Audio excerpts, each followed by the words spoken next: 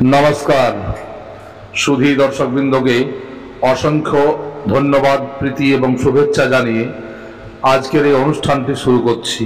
दर्शकगण आज যে বিষয়বস্তু নিয়ে আলোচনা করব তা হলো যারা অপ্সরা যক্ষিণী যোগিনী ইত্যাদি সাধনা করতে চান তাদের কি কি বিষয়ের উপর বিশেষ নজর রাখতে হবে, কি করা চলবে না এবং কি করতে হবে, এই সব বিষয় নিয়ে আজকের এই আলোচনা। দর্শকগণ আমরা সবাই আজ বর্তমান দিনে সবাই বিভিন্ন সমস্যা নিয়ে আজ খুবই চিন্তায় আছি। কারণ কারো সাংসারিক চিন্তা, কারো শারীরিক চিন্তা, কারো মানসিক চিন্তা ইত্যাদি বিভিন্ন ধরনের চিন্তা আমাদের দিন পর দিন গ্রাস করে চলেছে। এই সব সমস্যা থেকে যদি আমাদের সরে থাকতে হয় বা এই সব সমস্যা থেকে যদি আমরা অ্যাকচুয়াল নিজাত পেতে চাই তাহলে কিন্তু আমাদের কোনো না কোনো সাধনার পথ বেছে নিতেই হবে। কারণ এই পথ ছাড়া অন্য কোনো এমন রাস্তা নেই যা থেকে আপনি এই সব সমস্যা থেকে বাইরে বেরিয়ে আসতে পারবেন। দর্শকগণ আজ আমি এই সব সমস্যাগুলো থেকে যে রাস্তা বলছি সেটি হলো সাধনা এবং ভজনার পথ। সাধন পথ ছাড়া কোনোভাবেই সম্ভব নয় এই সব জিনিসগুলোকে দূর করে নেওয়া বা এই সব জিনিস থেকে দূরে থাকা।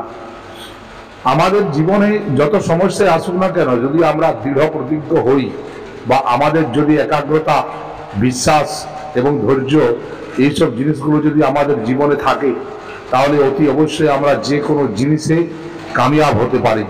কারণ এই সব জিনিসগুলো হলো মানুষের জীবনের এক একটা স্তম্ভ যা মানুষকে তার স্থিত লক্ষ্যে পৌঁছে দিতে পারে। দর্শকগণ আজ এই জন্য আমি অপ্সরা সাধনা যারা করতে চান তাদের জন্য বিশেষ কিছু নির্দেশাবলী বলে দিতে চাই।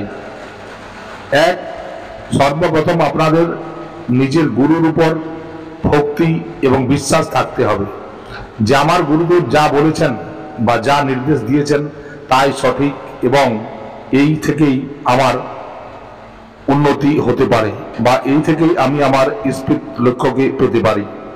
যদি আপনার মনে কোনো রকম কোনো ধরনের ডাউট থাকে তাহলে সেটা আপনার গুরুদেবের সাথে আলোচনা করে ক্লিয়ার করবেন। ডাউট থাকা অর্থাৎ আপনার মনে আশঙ্কা থাকাটা একদমই উচিত নয়। আপনার গুরুদেব যে মন্ত্র দিয়েছেন সেই মন্ত্রেই আপনার সেই অপ্সরার দর্শন হবে, এটা আপনাকে মনে রাখতে হবে। কারণ গুরু ছাড়া কোনো রাস্তা নেই।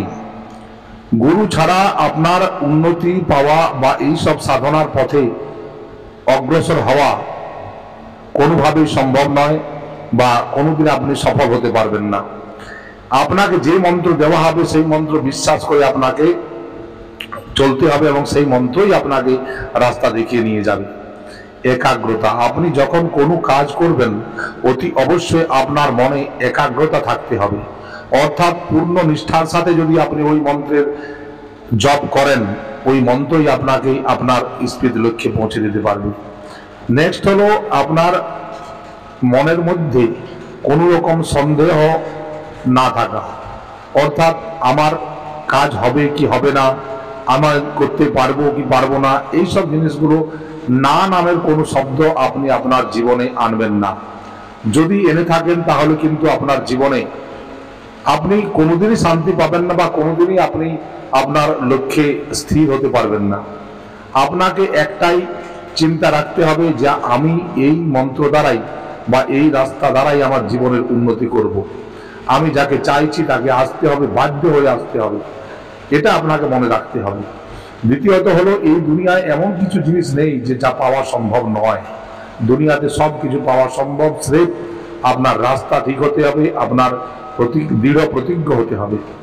আপনি যখন সংকল্প করবেন তখন অতি অবশ্যই সেই সংকল্পের কথাগুলো ভালো করে বলবেন এবং সংকল্পগুলোকে বাস্তবায়িত করার পূর্ণ প্রতিজ্ঞ হবেন।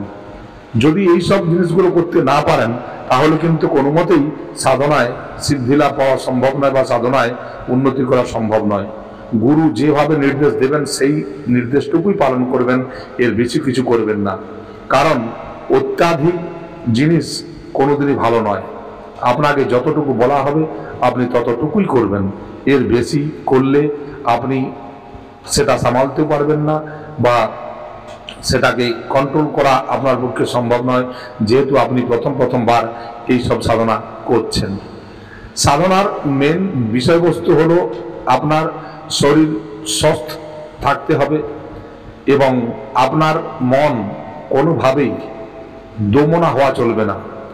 মনকে একই সরল রেখায় নিয়ে যেতে হবে। আপনার জপের যেটা স্পিড সেটাও আপনাকে একই স্পিডে করতে হবে, কারণ কোনো সময় আপনি বেশি স্পিডে করছেন, কোনো সময় কম স্পিডে করছেন, এতে কি হয়, যে ঊর্জা উৎপন্ন হবে সেই ঊর্জার তারতম্য ঘটে। এই তারতম্য আপনার সাধনাতে ব্যাঘাত ঘটাতে পারে। তাই আপনি যেভাবে স্পিড করবেন সেইভাবেই স্পিডে চলতে থাকবেন। যেমন আমি একটা মন্ত্র জপ করে শোনাচ্ছি, যেমন আমি একটা বলছি যে ওম শ্রীম শ্রীয়ই নমঃ, ওম শ্রীম শ্রীয়ই নমঃ, ওম শ্রীম শ্রীয়ই নমঃ। এটা হলো একটা স্পিড। এবার আমি যে একটা ওম শ্রীম শ্রীয়ই নমঃ, ওম শ্রীম শ্রীয়ই নমঃ, ওম শ্রীম শ্রীয়ই নমঃ, ওম শ্রীম শ্রীয়ই নমঃ, এটা হলো একটা স্পিড। এইভাবে স্পিডের তারতম্য ঘটানো চলবে না, আপনাকে একই স্পিডে আপনার মন্ত্রকে নিয়ে যেতে হবে। আপনাকে সর্বপ্রথম আপনার গণেশ পূজন, গুরু পূজন, ইন্দ্রাদি দেবতার পূজন, ভৈরব পূজন, ভোলেনাথের পূজন, মাতা পার্বতীর পূজন, এই পুজোগুলোকে পঞ্চোপচার সহিত করতে হবে।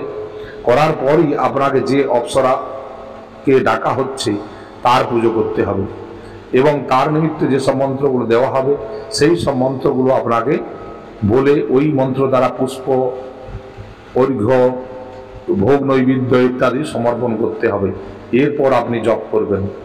জপ আপনি যেভাবে সংকল্প নেবেন, যেমন আপনি বললেন যে আমি 21 দিনের সাধনা করব আর 21 মালা করে জপ করব, করতে পারেন। আপনি যদি বলেন যে আমি 21 দিন সাধনা করব, প্রতিদিন 50 মালা করে জপ করব, করতে পারেন। যেটা খুশি আপনি করতে পারেন। প্রথমে কম কম করাটাই উচিত। সাধনা যদি প্রথমবার আপনি দর্শন লাভ করতে নাও পারেন তো অতি অবশ্যই আপনি অনুভব পাবেন। এতে আপনার একটা সংশয় দূর হবে যে আমার সাধনা ঠিক পথে চলছে। অনেক সময় কি হয়, মানুষের পূর্বজন্মের পাপের ফল এবং মানুষের এই জন্মের পাপের ফল, এই সব ফল মিলেমিশে একটা এমন পরিস্থিতি এনে দাঁড় করিয়ে দেয় যে তার পুণ্য যে অর্জন করেছেন সেই পুণ্যের চেয়ে পাপের ফল বেশি হয়ে যায়। সেই সময় সাধনা ভজনাতে অনেক তারতম্য ঘটে বা অনেক দেরি হয়। তো যাদের আমরা জানতে অজান্তে অনেক ধরনের পাপকর্ম করে থাকি, কিন্তু যারা সাধনা করবেন তারা কিছু মন্ত্র যখন আপনি জপ করবেন, এর পূর্বে সাধনায় বসার পূর্বে আপনাকে কিছু মন্ত্র দেওয়া হবে। সেই সব মন্ত্রগুলো যখন আপনি জপ করবেন তখন আপনার ওই পাপকর্মের যে ফল সেগুলো কিছুটা লাঘব হবে। এতে আপনার সাধনার পথে এগিয়ে যাওয়ার জন্য যেসব এনার্জিগুলোর দরকার সেই এনার্জিগুলো পেয়ে যাবেন। আপনাদের প্রথম থেকেই যে আপনি অপ্সরার মন্ত্র জপ করবেন এমনটা নয়। আপনার দীক্ষা নেওয়ার পর আপনার গুরু যেভাবে নির্দেশ দিবেন সেইভাবে সর্বপ্রথম আপনাকে যে কোনো দু একটা মন্ত্র আপনাকে জপ করতে হবে। যেমন স্বয়ং ভোলেনাথের মন্ত্র, এতে আপনার শরীরের মধ্যে একটা নতুন ঊর্জা তৈরি হবে যা যে কোনো জিনিসকে প্রতিহত করতে আপনাকে সহায়তা করবে। এবং এরপর আপনার ক্রোধ ভৈরবের মন্ত্র আপনাকে জপ করতে হবে। এই জপের ফলে আপনার জীবনে অনেক ধরনের পরিবর্তন আপনি লক্ষ্য করতে পারবেন। আপনি আচম্বিত হয়ে যাবেন যে এই ধরনের পরিবর্তনগুলো কিভাবে আসতে পারে। এরপর আপনাকে মা দুর্গার মন্ত্র জপ করতে হবে। এরপর আপনি অপ্সরা সাধনার জন্য তৈরি হয়ে যাবেন। এরপর আপনাকে অপ্সরা সাধনা মন্ত্রে আপনি যে কোনো ভালো দিন দেখে আপনি অপ্সরা সাধনা শুরু করতে পারেন। নবরাত্রি, গুপ্ত নবরাত্রিতে শুরু করতে পারেন। আপনি চন্দ্রগ্রহণ, সূর্যগ্রহণে করতে পারেন এবং আপনার তপবল যদি ঠিক মতো থাকে তো আপনি একদিনের সাধনাতেই অপ্সরাকে প্রকট করে নিতে পারবেন। এবং এর ফলে আপনার শরীরের যত রোগ ব্যাধি, আপনার ঋণ, আপনার আকর্ষণ শক্তি সব কিছুতে উন্নতি হবে। আপনার এক সামগ্রিক উন্নতির জন্য আপনি এগিয়ে যেতে পারবেন। এই সাধনা করাটা যতটা সহজ ততটা সহজও নয়। যদি কারো শারীরিক অসুবিধা থাকে, যাদের যদি কারো মানসিক অসুবিধা থাকে, তারা সাধনা পথে যাবেন না, কারণ সময়ের ওয়েস্টেজ করে কোনো লাভ নেই। যারা সব দিক থেকে সুস্থ আছেন, যারা এক স্বাভাবিক জীবনযাপন করতে পারবেন, সাত্ত্বিকভাবে কিছুদিন থাকতে পারবেন, অর্থাৎ এইসব সাধনা চলাকালীন অবস্থাতে আপনার কোনো রকম মাছ, মাংস, পেঁয়াজ, রসুন, নেশা যেমন তামাকু, বিড়ি, সিগারেট ইত্যাদি এইসব জিনিসগুলো আপনার খাওয়া চলবে না। আপনাকে কারোর সাথে বিশেষ কোনো ঝগড়াঝাটি করা চলবে না, অপভাষা কাউকে বলা চলবে না, কোনো নারীর অসম্মান করা চলবে না। আপনাকে সাত্ত্বিক ভোজন করতে হবে এবং আপনাকে ব্রহ্মচর্য পূর্ণতয়া পালন করতে হবে। অপ্সরা যখনই আপনার সামনে প্রকট হবে, তাকে যেভাবে আপনি সংকল্প নিচ্ছেন সেই হিসাবেই তাকে সম্বোধন করবেন। এর চিত্ত অর্থাৎ অপ্সরাকে দেখে আপনি আপনার সাধনার মূল বিষয় বদলাতে পারবেন না। আপনি যদি বদলে দেন, তখন অপ্সরাও সেই রূপে এসে আপনাকে বিভিন্ন ধরনের প্রভাব ফেলতে পারে। আপনি কোনো মতেই বিচলিত হবেন না বা অপ্সরার সাথে চোখ মিলিয়ে কাজ করবেন না বা কথাও বলবেন না। এ নিয়ে আবার ভিডিওটা বানাবো। তো আজ যে কথাগুলো বললাম সেগুলো মাথায় রাখবেন। তো আপনারা ভালো থাকুন, সাধনা করার জন্য অগ্রসর হন। মা তারার নামে জয়ধ্বনি দিন। জয় তারা, জয় তারা, জয় জয় তারা, জয়।